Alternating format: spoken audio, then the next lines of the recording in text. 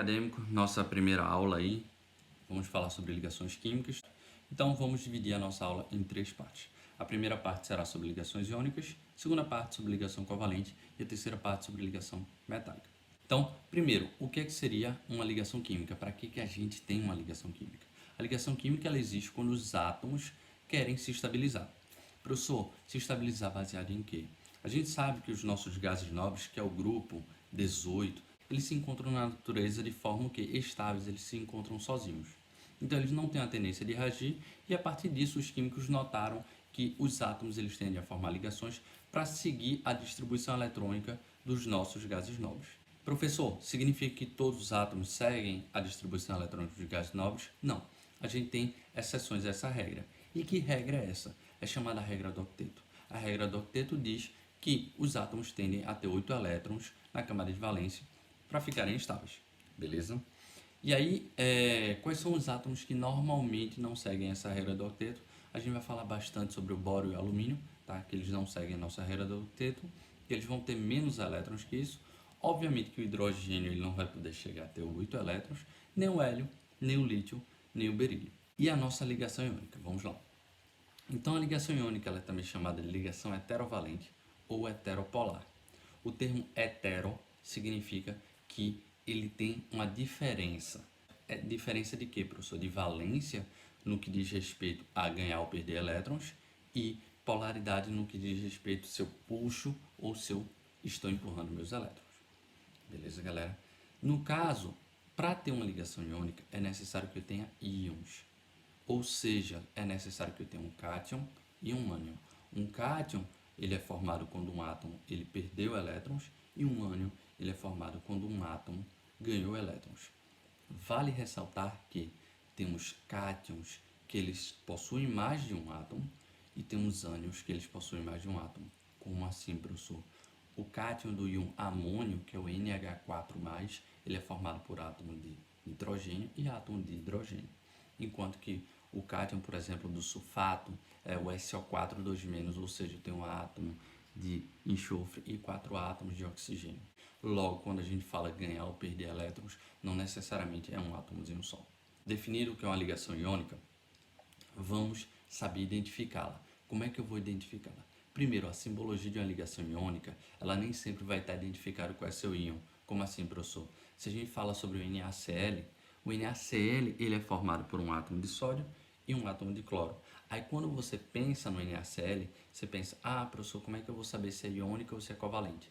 Lembrando, se eu tenho que ter a formação de íons, então eu tenho que ter a tendência de perder e a tendência de ganhar elétrons. Então, normalmente uma ligação iônica ela é formada com metal e um ametal. Professor, tem algum caso que metal com ametal não dê ligação iônica? Excelente, temos sim. Tá? Por exemplo, quando eu tiver o ferro com carbono, então tem um metal com ametal, eu posso ter uma ligação aí metálica, que é o caso da formação do aço. A gente vai citar isso na nossa ligação metálica. Professor, é possível que eu tenha uma ligação iônica entre metal, entre ametal e ametal? Sim, tá? Como no caso, quando eu tenho o cloreto de amônio, que é o NH4Cl. Perceba que eu não tenho nenhum metal aí. Tranquilo? E também é possível ter ligação iônica quando eu tenho hidrogênio com metais. Por exemplo, quando eu tenho um hidreto metálico, que é o NaH. Então, isso daí é uma ligação iônica. Show de bola? Vamos lá. Segundo ponto que é de se notar, o que faz que uma ligação iônica ela seja estável? Existe uma interação eletrostática entre os dois íons. Essa interação é uma força elétrica. E aí quando a gente fala sobre um composto iônico, normalmente ele vai estar no teu estado sólido à temperatura ambiente. Normalmente porque tem algumas exceções, mas que não vai ser cobrado para você. E aí, no caso, a proximidade entre o cátion e o ânion faz com que eu tenha uma atração muito grande. Professor, vai ter uma repulsão entre o cátion e o ânion e o ânion. Excelente. Como você pode ver no seu material do PDF, você pode acompanhar aí, eu coloquei para você o NaCl como um exemplo. E aí eu tenho um cristal tridimensional ali, que eu vou ter o Na+, e o Cl-.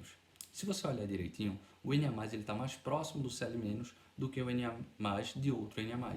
Isso faz com que minha atração seja maior que a minha repulsão.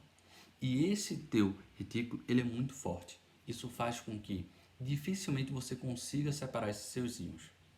Professor, mas isso daí o senhor já está falando de propriedade. Excelente. Então vamos lá.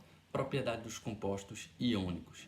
Primeira propriedade é que ele forma normalmente sólidos. Por que não líquido? Por que não gasosos? Porque minha interação ela é muito forte. Beleza?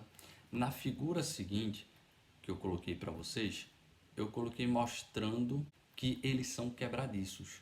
Professor, por que ele é quebradiço? O termo quebradiço significa que, por exemplo, quando eu estou dando uma pitada de sal, eu estou quebrando os meus cristais. Como assim, professor? Eu estou fazendo com que uma face e um cristal ele ande em relação a outra. Então, na figura aí, primeiro eu mostrei o teu sólido estável, depois eu dei uma pancada com o martelinho. Então, eu estou andando com uma face perante a outra. Ao andar uma face perante a outra, eu estou aproximando os cátions e aproximando os ânions em relação à situação original. Ou seja, eu estou aumentando a tua repulsão. Isso faz com que tua face se quebre. Beleza, galera? Por isso que ele é quebradiço. Depois, propriedade muito importante, muito cobrada para vocês. Condutibilidade elétrica. Os teus compostos iônicos, eles não conseguem conduzir eletricidade quando estão sólidos. Por quê? Porque meus íons não conseguem se mover um perante o outro. Porém, se eu estiver no estado líquido, ou seja, a palavra que ele vai usar para você é quando o teu composto iônico estiver fundido. Fundido significa que ele está no estado líquido, teus íons conseguem se mover. Tá? Isso aí são em altas temperaturas. Ou, principalmente, quando ele está em solução aquosa. Tá? Quando ele estiver em solução aquosa, significa que teus íons conseguem se mover. Um detalhe importante que vai ser visto em funções inorgânicas do professor Panda é a respeito sobre a condutibilidade elétrica, quando ela é maior ou ela é menor. Quando eu tenho uma alta condutibilidade elétrica, a gente chama que ele é um eletrólito forte. Significa que teus íons estão muito dissociados. Se ele tiver uma baixa condutibilidade elétrica, mas ainda existente, significa que eu tenho um eletrólito fraco ou moderado. Tal fator também vai ser similar quando a gente for falar sobre ácidos, só que ao invés de dissociação iônica, será uma ionização. Tranquilo em relação à tua ligação iônica?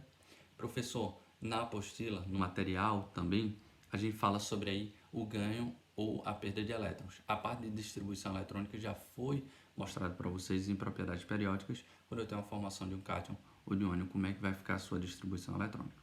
Então, fiquem ligados, já já, videozinho sobre ligação covalente.